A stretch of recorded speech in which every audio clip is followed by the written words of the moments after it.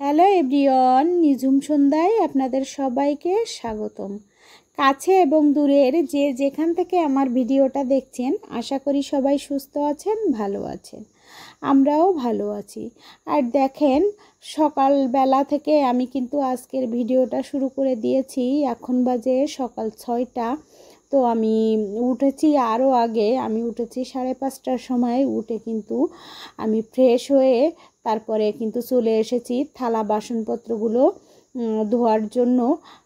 অবশ্য ফার্স্টেই যে আমার হাঁড়ি পাতিল, তারপরে চায়ের কাপ, ফ্রিজ, এগুলো দেখছেন, এগুলো কিন্তু আমি গত রাত্রিতেই কিন্তু সব পরিষ্কার পরিচ্ছন্ন করে খুব সুন্দরভাবে ধুয়ে মেজে কিন্তু জল ঝরানোর জন্য রেখে দিয়েছিলাম।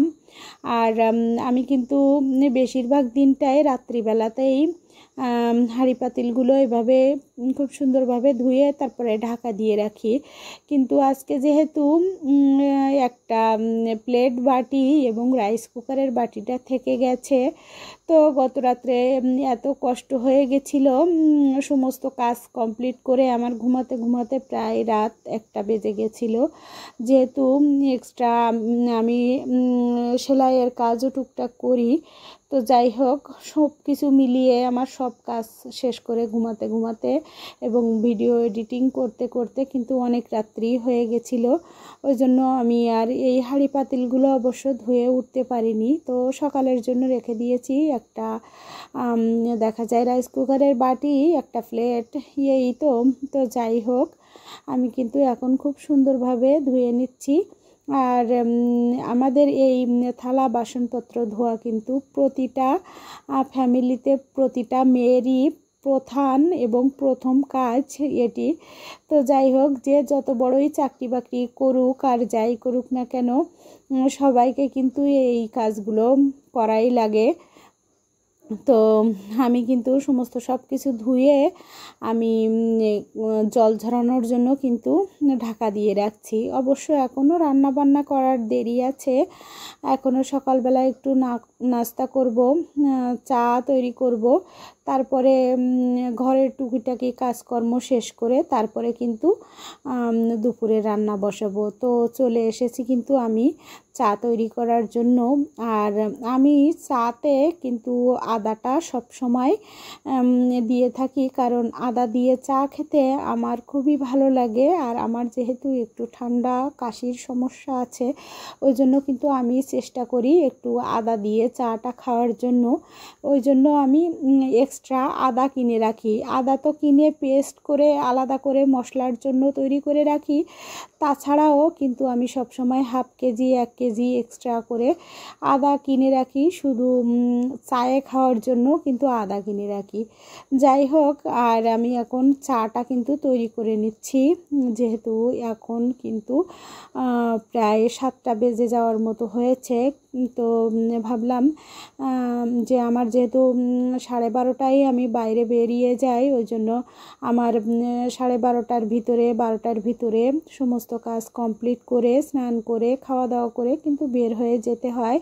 যেহেতু আমি কম্পিউটার বেসিক প্লাস ফ্রিল্যান্সিংয়ের কাজ শিখি, গ্রাফিক্সের কাজ শিখি, ওই জন্য কিন্তু আমাকে বের হয়ে যেতে হয়। তো আমি সকাল সকাল চেষ্টা করি রান্নাবান্না সমস্ত সব কিছু কমপ্লিট করে আমি যাতে টাইমলি আমার গন্তব্যে পৌঁছাতে পারি, ওই জন্য কিন্তু সকাল সকাল করে আমি সমস্ত কাজ সম্পূর্ণ করে ফেলি।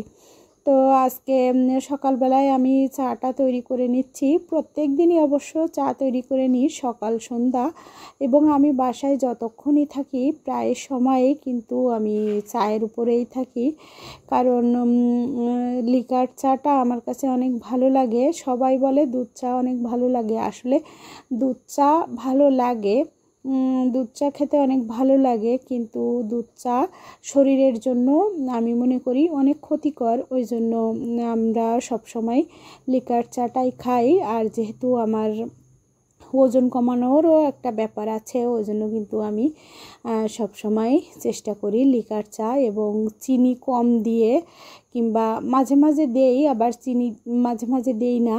তো আজকে অবশ্য 1 চামচ দিয়েছি, 2 কাপ চায়ে 1 চামচ চিনি দিয়েছি।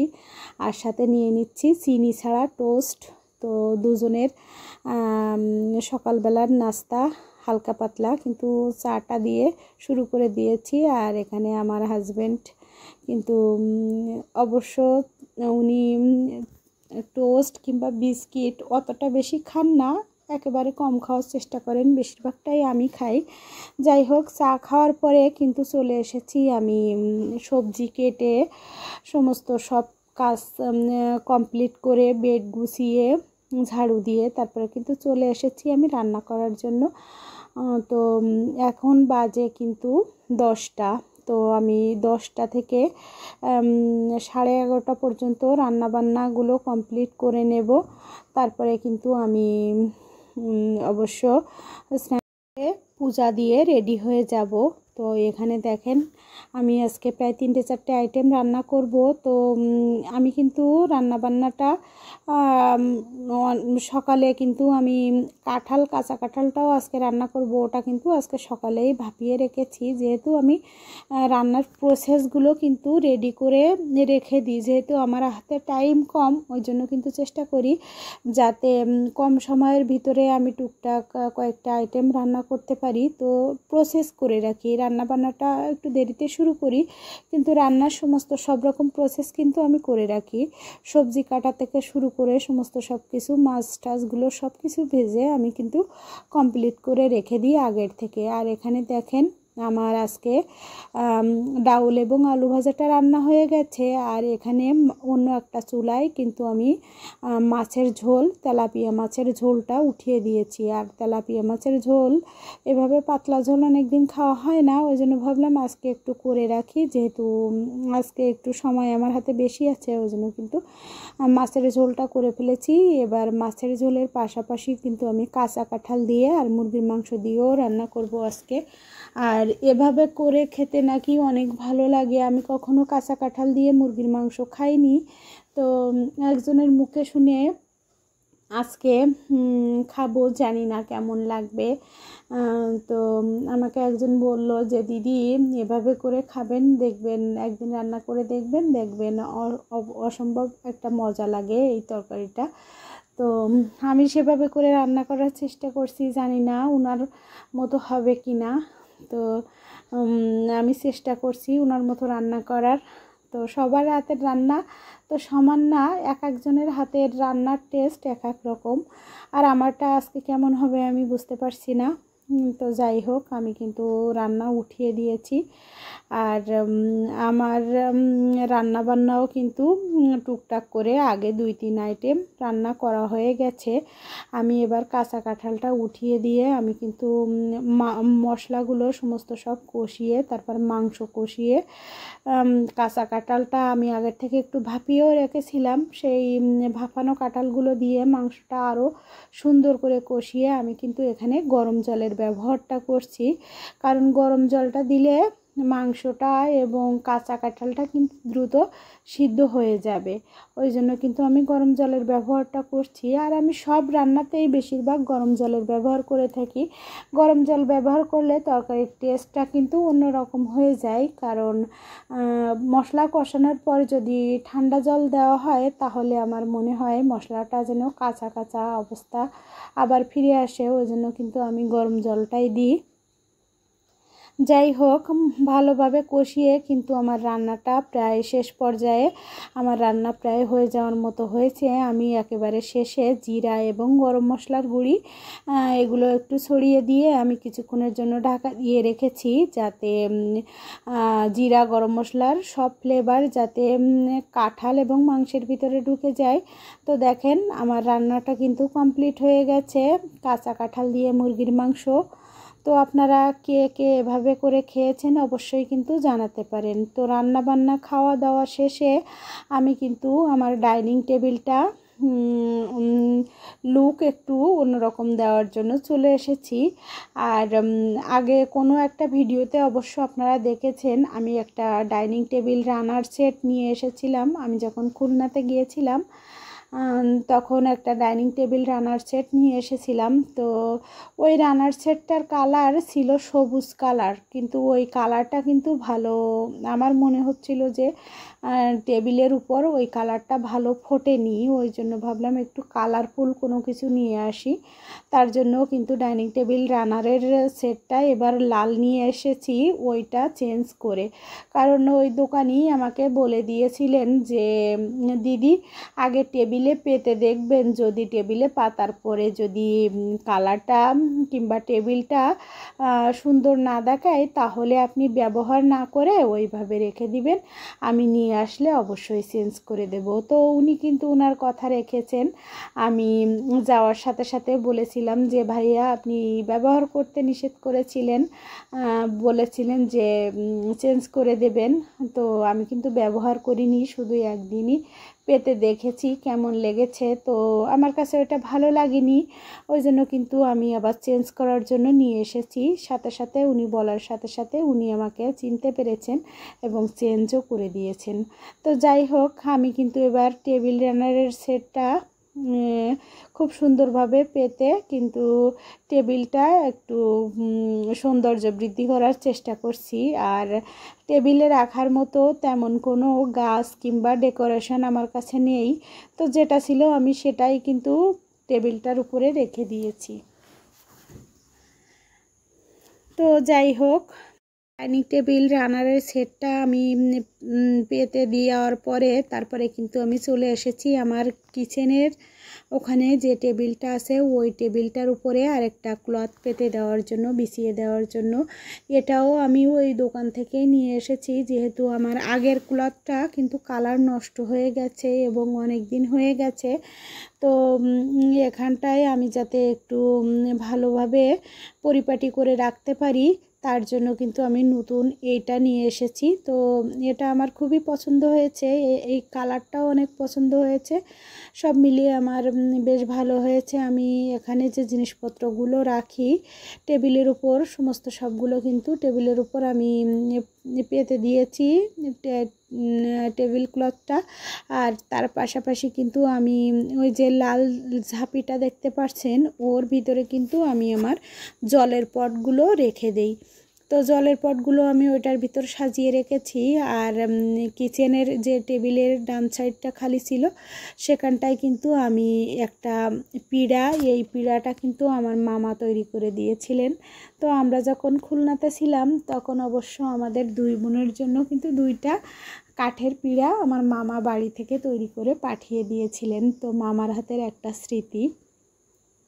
যাই হোক, আমি পিঁড়াটার উপরে কিন্তু আমার ব্লেন্ডার এবং জল গরম করা যে কেটলি সেটা কিন্তু আমি রেখে দেই। তো ঢাকা দিয়ে রাখি যাতে ময়লা না পড়ে, তার জন্য কিন্তু আমি সবসময় আমার রান্না বান্না কাজ কমপ্লিট হয়ে গেলে আমি প্রত্যেক দিনের জিনিসপত্র প্রত্যেক দিন মুছে তারপরে কিন্তু আমি এভাবে করে ঢাকা দিয়ে পরিষ্কার করে রাখি। আমার এখানটায় কিন্তু গোছানো হয়ে গেছে। আর এই পটগুলোতে যে জল দেখছেন এই জলগুলো কিন্তু আমি রান্নার কাজে ব্যবহার করি। তো খাওয়ার জল কিন্তু আমাদের আলাদা, এগুলো একই জায়গা থেকে নিয়ে আসি, যখন মোটর ছাড়েন তখন কিন্তু এই জলটা ধরে নিয়ে আসতে হয়। তো খাওয়া দাওয়া সমস্ত সব কিছু দুপুরে করার পরে দেখেন প্রচুর পরিমাণে বৃষ্টি হচ্ছে এখন বিকালের টাইমটা। আর এত বৃষ্টি হচ্ছে তো ভাবলাম যে একটু ভিডিও করে নিই। আর বৃষ্টিতে ভিজতে কিন্তু আমার খুবই ভালো লাগে, কিন্তু আমার যেহেতু একটু ঠান্ডার সমস্যা আছে ওই জন্য কিন্তু আর ভিজতে পারি না। ভিজতে গেলেও কিন্তু মনের থেকে একটু ভয় হয়, না জানি আবার ঠান্ডা লেগে যায়। আমার অতিরিক্ত গরম পড়লেও ঠান্ডা লাগে, অতিরিক্ত ঠান্ডাতেও ঠান্ডা লাগে। আমার ছোটোবেলা থেকে এমনি একটু ঠান্ডার সমস্যা আছে, ওই জন্য কিন্তু আমি মনে ইচ্ছা থাকা সত্ত্বেও কিন্তু আমি যে কোনো ঠান্ডা জিনিস বলেন কোনো কিছু হঠাৎ হঠাৎ করে খেতেও পারি না। যাই হোক, আমার এক জায়গার জল খেতে খেতে যদি অন্য জায়গার জল খেয়ে ফেলি হঠাৎ করে কোথাও, তো আমার কিন্তু ওই একই ঠান্ডার সমস্যা দেখা দেয় অনেক সময়। যাই হোক, তো বৃষ্টিতে কিন্তু আমি শুধু হাতটাই ভেজাচ্ছি, আর আমার কিন্তু বৃষ্টিটা অনেক পছন্দ। তো আমি যেহেতু ভিজতে পারছি না ওই জন্য একটু হাতটা ভিজিয়ে নিচ্ছি। তো বৃষ্টিতে ভেজার পরে এখন যেহেতু সন্ধ্যার একটু আগ মুহূর্তে, তো বৃষ্টি ভেজার পরে দেখি কি করা যায়। আমার হাজবেন্ডও বাসায় আছেন, তো ভাবলাম যে সন্ধ্যায় কিছু নাস্তা তৈরি করব। তো নাস্তাগুলো আর তৈরি করা হয়নি। তো পরবর্তীতে দেখা যায় আমাদের বাসায় আমার বৃষ্টি বোন এবং দাদা এসেছেন, তো ওনাদের সাথে কিন্তু একটু গল্পও করছিলাম, বেশ ভালোই লাগে। পাশাপাশি এখানে তো আমাদের আপনজন কেউ নেই, ওদেরও নেই আমাদেরও নেই, তো আমরা দুইজনে কিন্তু এখানে একে অপরের সাথে যখনই সময় পাই, ও সময় পেলে আমার বাসায় চলে আসে, আমি যখন সময় পাই কিন্তু ওর বাসায় চলে যাই। যাই হোক, এভাবেই মিলেমিশে আছি। তো অনেক ভালো লাগে সবার সাথে যদি ভালোভাবে, নিজের রক্তের সম্পর্ক না হলেও যদি খুব মন থেকে ভালোভাবে মেশা যায়, তাহলে কিন্তু বিষয়গুলো অনেক ভালো দেখায়। তো যাই হোক, বৃষ্টি থেমে গেছে, আমিও আজকের মতো আর বৃষ্টিতে ভিজবো না। যাই হোক, এখন যেহেতু একটু সন্ধ্যাও হব ভাব, তারপরেও কিন্তু দেখেন কি পরিমাণের বৃষ্টি পড়ছে। আর বৃষ্টির দিনে কিন্তু ভাজা পোড়া বিভিন্ন রকমের খাবার খেতে অনেক মজা লাগে। তো আজকে কেন জানি না আমার ভালোই লাগছে না। তো সন্ধ্যাবেলায় দেখেন বাবার বাড়ি থেকে আম পাঠিয়ে দিয়েছে আমার মা, ওই জন্য সেই আমগুলো কিন্তু গাছের টাটকা ফ্রেশ আম কেটে নিয়েছি, আমরা সবাই মিলে খাচ্ছি এখন। যাই হোক, আজকের ভিডিওটা আর কন্টিনিউ করছি না। যদি আপনাদের ভালো লেগে থাকে তাহলে লাইক, কমেন্ট, শেয়ার এবং সাবস্ক্রাইব করে কিন্তু আমার নতুন বন্ধু হয়ে পাশে থেকে যেতে পারেন। তো দেখেন আমগুলো অনেক মজারও ছিল, অনেক সুন্দরও ছিল। তো দেখা হবে পরবর্তী কোনো ভিডিওতে। আজকের মতো এই পর্যন্তই। সবাই সুস্থ থাকবেন, ভালো থাকবেন। ধন্যবাদ সবাইকে।